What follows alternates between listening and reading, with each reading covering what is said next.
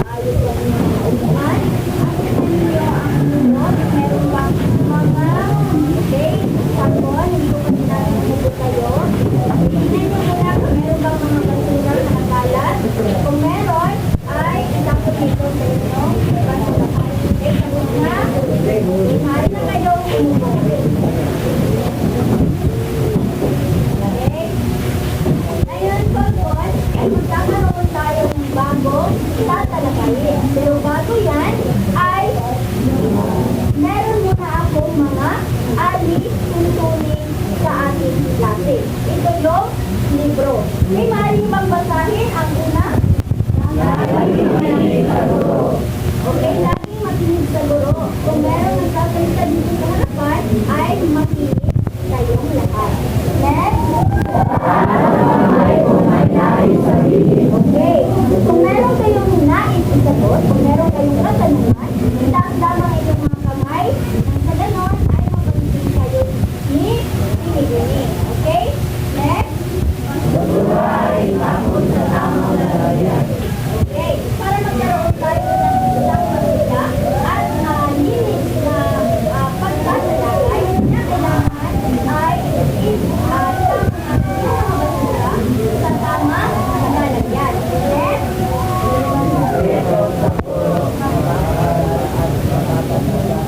Okay, maging respeto po tayo, maging magalang po tayo, hindi lang sa guro, maging sa inyong mga mag-aral at sa mga nakakatanda. At ang huli,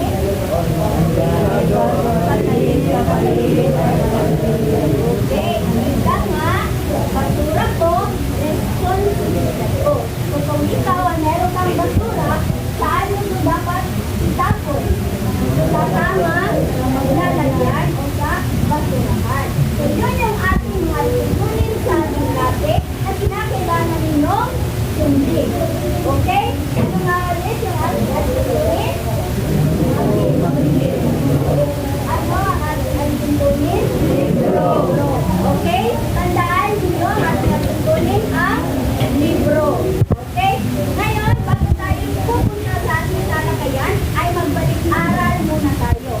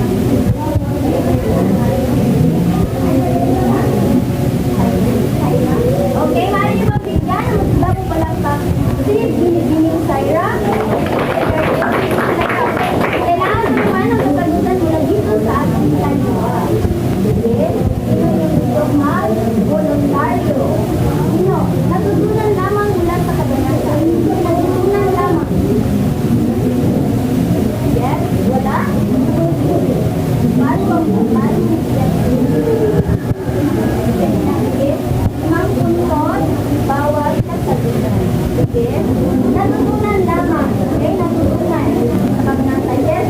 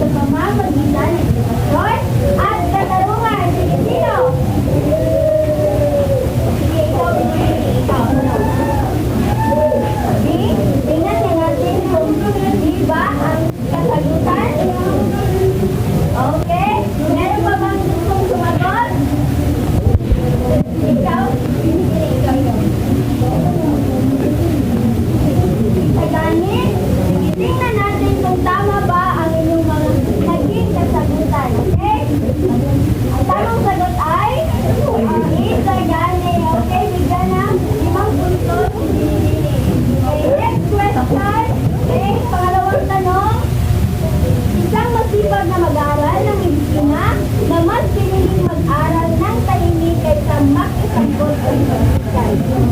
Sino? Sige, ikaw binibigyan. Basilio. Si Basilio, tingnan natin kung Basilio nga ba ang taong yan? Okay, very good. Si Basilio, bigyan ng 5 puntos yung pangalan mo ni J.R. Okay, bigyan si J.R. ng 5 puntos. Pangatlo, isang dalagang may mataas na pangarap sa buhay at naging dahilan ng pagdalot sa pagpunta ng dalawang binata. Okay, tapos na tayo ng pagpunta ng dalawang. Si Paulina Gomez, tingnan natin kung tama ba ang kanyang kasagutan. Okay, tama ang kanyang kasagutan. Bigyan ka ng 5 puntos. Pero ang pangalan mo? Cedric. Okay, Cedric daw siya. Cedric. Cedric. Sige, Cedric. Okay, number 4. Okay, isang pwedeng bukas. Okay, bukas sa pagiging mag-usap at nakipagtalong sa isang mag-aral tungkol sa mga issue sa simbahan at lipunan. Ito naman sa kanila. Okay, ikaw, ito. Padre Fernandez, tingnan natin kung si Padre Fernandez nga ba? Okay, very good. Tama ang kasagutan ni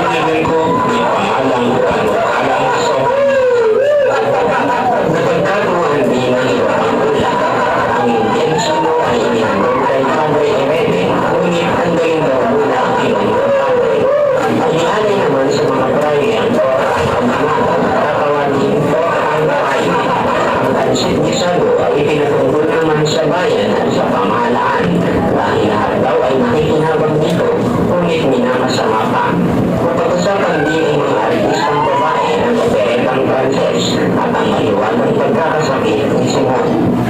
Pinanasok magtanong bagay si Tadeo. Ang binata ay nag-isip habang sinisiksik ang isang mahabang sulanggol hanggang siya maalala ang talumpating natutunan sa klase.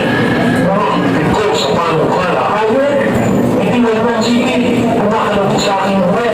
Alang-alang sa inyong anyayang walang na ng trabaho na iniwan sa Manggagaya, ang talumpating iyan ay talumpati ng pangulo ng ating museum. Si Wilson ay nagsalita rin sa harap ng mga estudyante. kung hindi ko ang gusto natin at tuloy sa Diyos. Ang hindi ko ang gusto natin, hindi naman sa Friday. Kaya hindi ko sa isang ito.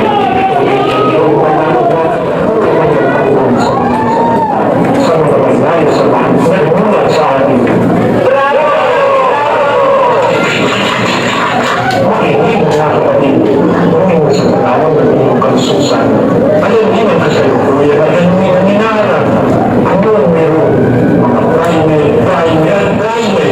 sila ay bago mananalo. Mga tunay na kagamin ng ating pagkakas.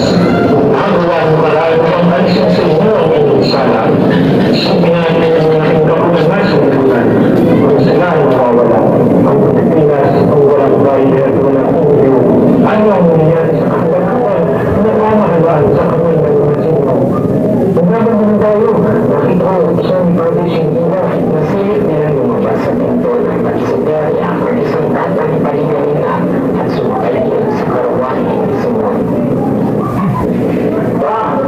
Ang alipin ng visa rito sa amin ng general.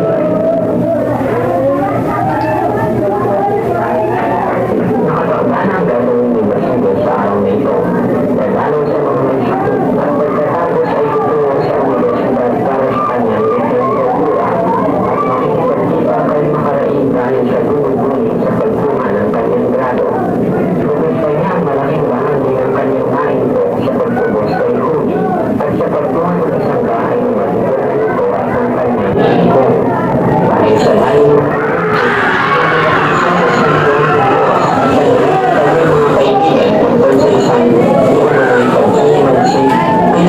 siya at naalala ang pinabalang ni Simon. Ang pag-ipagsik, pagkasan, at parang maraming sabot, maraming sabot. At sino-sino, mga estudyante, maraming estudyante. Iniisip ko ba siya na hindi mo dapat pang magtanong at baka siya maalala. Lumayo siya sa pulutong na ang binigyan na ang pagdalaw sa mga mensahe. Siya ay hindi mo profesor sa kulit na ang sumutulong sa kanya at nagtanong, "Asa pinagkabang kami?" Sasabihin ko sa inyo, masama ang galing ni Kapitan Tiago at hindi ka ba kasali sa kapisanan ng mga estudyante? Hindi lang ako ng akunoy. Paano ba yun? Pinakailangan kita uuwi ng ganyan. At hindi ka na lang kung papalimuan maglagay sa iyo sa tangan. Hindi ko rin dahilan siya na sinundo. Wala siyang mga papel kung di mo natala para sa klinika. Pumigkas niya ang pangalan ni Simon sa usapan. Walang pakialam si Simon sa nangyari. Ang nag-iisan ba? Wala. Hindi mga estudyante naman. Pero kung ganyan ang nangyari, makatagpuan ng mga kaskin na masasama ang sinasabi. Hindi ba nilaman? Wala sa malayo ay namataan ni Basilio ang kanyang kaibigang si Isadani na nagmumula. Pinasisignan niya ang ilang kaklase. Sino ba yung may gawa na yung babala? Ano ba ang kailangan malaman natin? Hindi tayo dapat magsiyasan. Bahala sila. Doon sa may pamangkin, doon tayo dapat kumaroon. Sapagkat naroon ang karangalan. Kung sinasabi ng mga kaskin ay kaysa na ating karangalan na tandaan, sino ba na sinulat ng mga yun na dapat natin masalamatan? Tumulong si Basilio sa bahay ni Macaray. Matapos siyang pag-intayin ng mga Guardia Civil, tumanawag si Macaray na magiging pakikipag-usap sa kamong pinangungunahan ng isang alguacil. Bakit? Pati ba ikaw, Basilio? Napagito ako upang kausapin ka. Manuel Lason, noong mga araw na panyapay ng malay mo ka sa akin. Itinanong ng kabo ang pangalan ni Basilio at tinignan ng listahan. Mabuti na lamang at kayo ang naparito. Kayo'y aming pinarating. At pati ba ako? Huwag kang magaling na kaibigan. Sumakay ka sa karaway at isasalaysay ko sa iyo ang nangyari sa hatunan kagabi. Una na sila sa nahinintay na karaway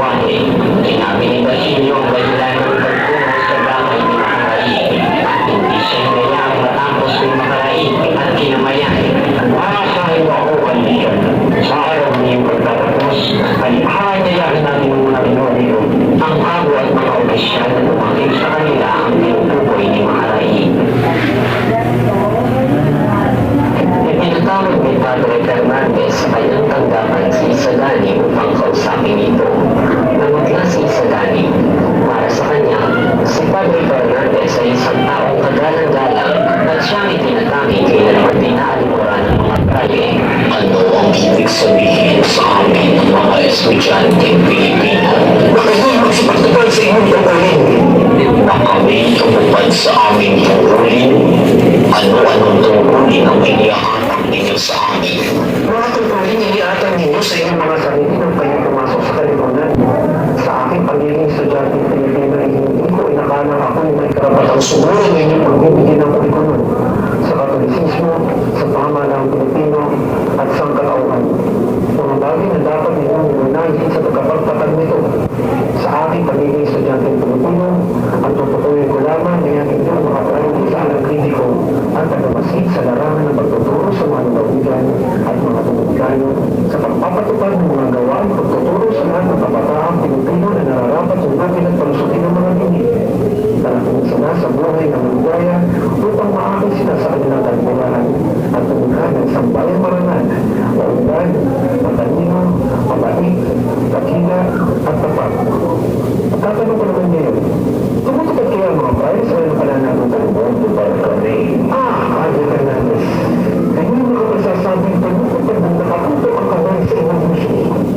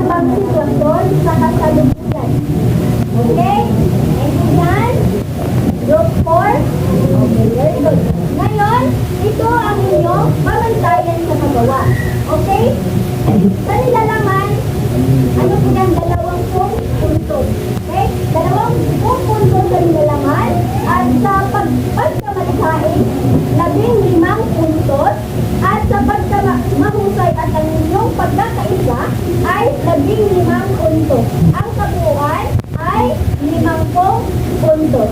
Okay, bibigyan ko lamang kayo ng 5 minuto para magawa ang inyong mga asignado. Okay na.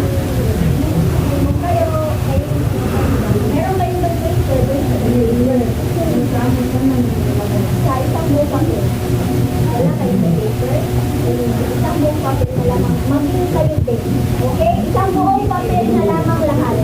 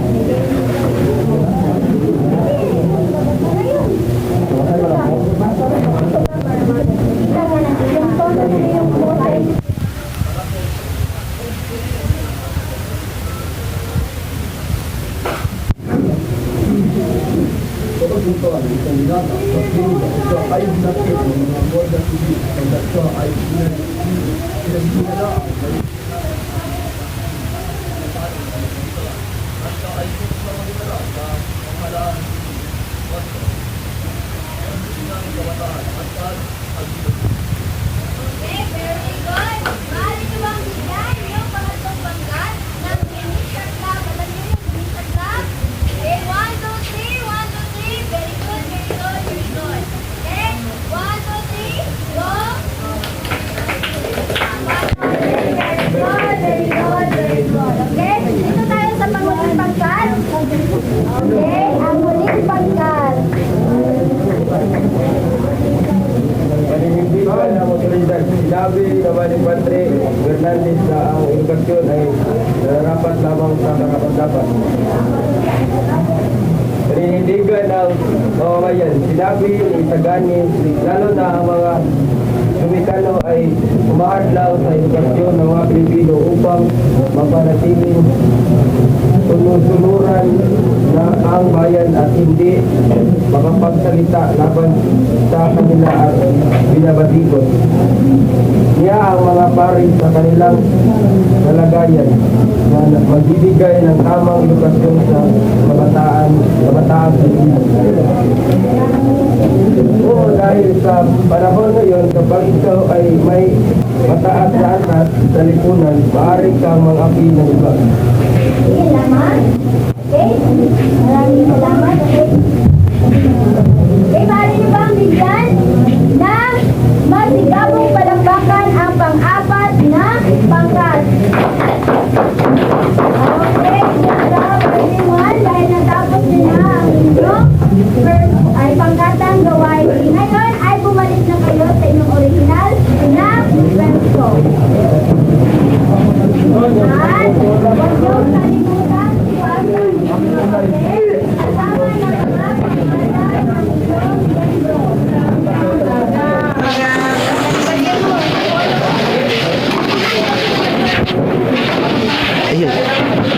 Pwede mo yan. Yan. Agyan ka daw yan.